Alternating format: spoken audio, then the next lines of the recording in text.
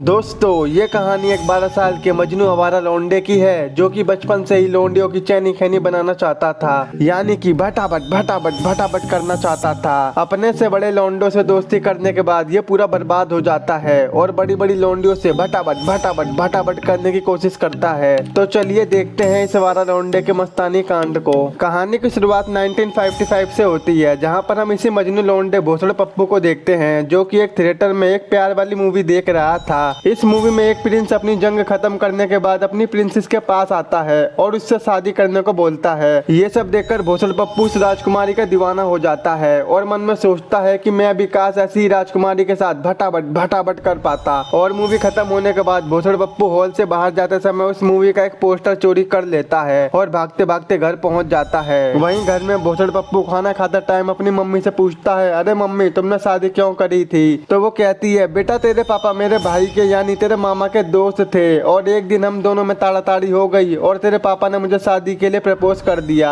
इसके बाद शाम को भोसड़ पप्पू अपने एक दोस्त हूत के प्यासे के पास चला जाता है जो उम्र में भोसड़ पप्पू से काफी बड़ा था। वो भोसड़ पप्पू को एक लड़की की फोटो दिखाता है तो वो भी हूत के प्यासे को अपनी मूवी वाला पोस्टर दिखाता है, लेकिन हूत के प्यासे को ये पोस्टर जरा भी पसंद नहीं आता था क्योंकि ये हूत का पूरा प्यासा था और फैंटेसी वाली फिल्में ये कभी नहीं देखता था। अब रात को हूत का प्यासा भोसड़ पप्पू को टनाटन के बारे में बताता है और फिर उसे लड़कियों को इम्प्रेस करने की निंजा टेक्निक बताता है। वो कहता है लौंडियों से ज्यादा भाभीियों पर ध्यान दो क्योंकि गेम उन्हीं का बजाना चाहिए जो गेम बजवाने में माहिर हो। ये सारी बातें तो भोसड़ पप्पू के सर के ऊपर से जा रही थी। वो मन में सोचता है भोसड़ी का ये कौन सी बातें कर रहा है जो मुझे अभी तक नहीं पता, चलो उससे ज्ञान ले लेता हूँ, ज्ञान मिल जाएगा। तो फिर हूत का प्यासा उसे बताता है कि ये देख, ये होता है मौत का कुआं जिसके पीछे पूरी दुनिया दीवानी है, और ये होता है हैंड पंप। अगर इसका पानी मौत के कुएं में चला जाता है तो बहुत से तुम जैसे भोसड़े पप्पू पैदा हो सकते हैं, जिसे साइंस में कहते हैं रिप्रोडक्शन, और इसे 10वीं क्लास में पढ़ाया जाता है। ये एक दिन हर किसी को करना होता है और तेरे मॉम डैड ने भी यही किया है, जभी तो तू बाहर आया है। अब इसके बाद ये दोनों एक कार्निवल में चले जाते हैं। वहीं हूत का पैसा भोसड़ पप्पू से कहता है कि हमें यहाँ पर तुम्हारे लिए कोई ना कोई लड़की जरूर मिल जाएगी और तू करने में बिल्कुल भी मत डरियो क्योंकि मैंने पहले कई बार यहाँ पर सब किया है।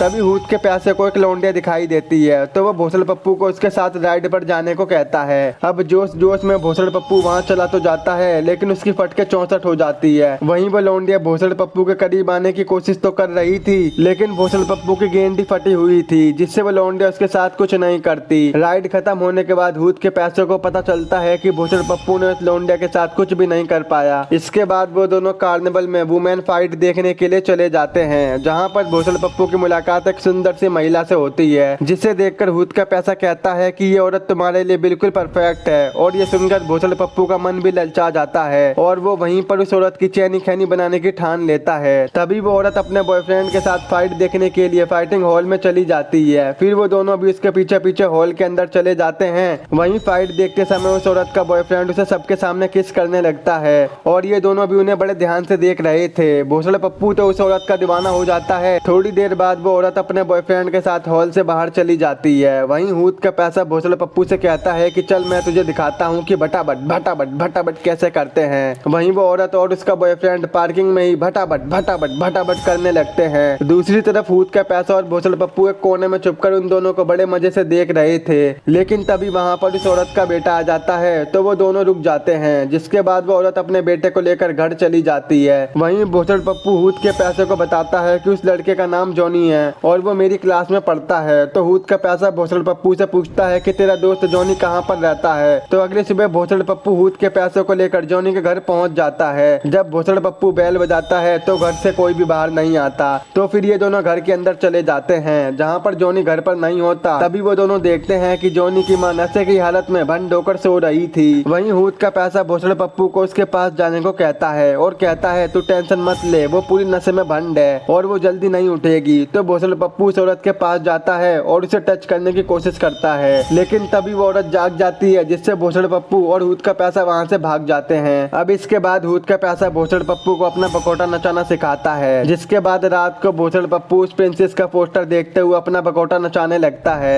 अब हम 1962 का समय देखते हैं, जहाँ भोसड़ पप्पू अब काफी बड़ा हो चुका था। ये अभी भी नल्ला था और ना ही इसकी कोई बंदी थी। ऊपर से अब इसे दाने वाली बीमारी भी हो जाती है, जिस वजह से उसके पूरे फेस पर दाने ही दाने भर चुके थे और आज उसके स्कूल में ग्रेजुएशन ग्रेजुएशन का डे था, लेकिन उससे पहले वो अपने डॉक्टर के पास चला जाता है, जहाँ डॉक्टर उससे कहता है कि तुम्हें अभी और दवाई खानी पड़ेगी। अब स्किन की प्रॉब्लम की वजह से भोसड़ पप्पू ग्रेजुएशन डे पर अपने स्कूल नहीं जाता। वहीं रात को भोसड़ पप्पू का दोस्त विल उसकी डिग्री लेकर उसके घर आता है और वो उसे उसकी डिग्री देता है। विल भोसड़ पप्पू से पूछता है कि क्या तुम आज रात स्कूल डांस में नहीं आ रहे हो, तो भोसड़ पप्पू उससे कहता है कि मैं ऐसी हालत में वहाँ नहीं जाना चाहता। इसके बाद विल भोसड़ पप्पू को अपने साथ लेकर एक ट्रेन के पास चला जाता है और वो दोनों उसका लॉक तोड़कर उसके अंदर चले जाते हैं, जिसमें काफी सारी दारुएं रखी हुई थी। अब दारू के नशे में भोसड़ पप्पू विल को अपनी एक पोएट्री सुनाता है जो उसने क्लास की सबसे खूबसूरत लड़की लीजा के लिए लिखी थी। प्यार किस्मत है कोई ख्वाब नहीं, ये वो खेल है जिसमें सब कामयाब नहीं, जिन्हें इश्क की पनाह मिली वो कुछ ही लोग हैं, दोस्तों पर जिनकी सेटिंग बग गई उनका कोई हिसाब नहीं। ये सुनकर विल कहता है कि तुझे स्कूल डांस में जाना चाहिए और लीजा से अपने प्यार का इजहार करना चाहिए, क्या पता वो पटी जाए। तो इस पर भोसड़ पप्पू कहता है साले मेरा फेस देखने के बाद लीजा मुझसे बात भी नहीं करेगी। पर विल के फोर्स करने पर भोसड़ पप्पू स्कूल डांस में चला जाता है, जहाँ पर लीजा बिल्कुल अकेले बैठी होती है। तो विल भोसड़ पप्पू को लीजा से बात करने के लिए उसके पास जाने को कहता है, पर जैसे ही वो जाता है तो वहाँ एक दूसरा लौंडा लीजा के पास आकर डांस करने लगता है। इसके बाद विल भोसड़ पप्पू को लेकर पार्टी से बाहर आता है, जहाँ विल की कार में उसकी एक फ्रेंड मरीना बैठी होती है। विल भोसड़ पप्पू को बताता है कि मरीना एक बहुत बुरी लड़की है,